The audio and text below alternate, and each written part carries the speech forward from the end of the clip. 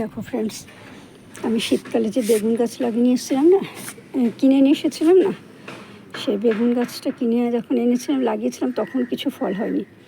কোন সময় ফল হয়েছে বুঝতেও পারিনি, অথচ রোজই নাড়াচাড়া করি, মানে এগুলো পাতার আড়ালে ছিল। তখন গরমকালে দেখো কত পাতা খসে খসে পড়ে গেছে, তো তাই এখন দেখা যাচ্ছে। দেখো এটা হলুদ হয়ে গেছে, হলুদ হয়ে গেছে মানে কি, এটা পেকে গেছে, এটা বীজ হয়ে গেছে। এইটা দিয়ে চাইলেই বীজ করে গাছ লাগালে হবে, কিন্তু এই ছোট ছোট বেগুনগুলোর সমস্যা হলো কি, এই বেগুনে ভর্তি না বীজ থাকে আর কুটকুট করে, ঠোঁট ফোট চুলকায়, কুটকুট করে, ওই জন্য খেতে ভালো লাগে না। কিন্তু দেখো বেগুনটা কি সুন্দর হয়েছে, দেখো গাছটা থেকে এখন বেগুনটা তুলবো না, বেগুনটা এখন আরও হলুদ হয়ে শুকিয়ে যাবে, তখন বেগুনটাকে তুলে বেগুনটা থেকে বীজ করব।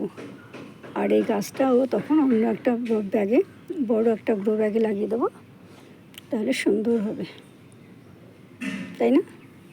ঠিক আছে ফ্রেন্ডস, আমার এই ভিডিওটা তোমাদের কেমন লাগলো অবশ্যই কমেন্ট করে জানিও। যদি আমার এই ভিডিওটা তোমাদের ভালো লাগে তাহলে লাইক করো, শেয়ার করো, সাবস্ক্রাইব করো। আর যারা নতুন আসছো, নতুন দেখছো, তারা অবশ্যই লাইক করো, কমেন্ট করো, আর পাশে থাকা আইকন বেলটা বাজিয়ে দিও।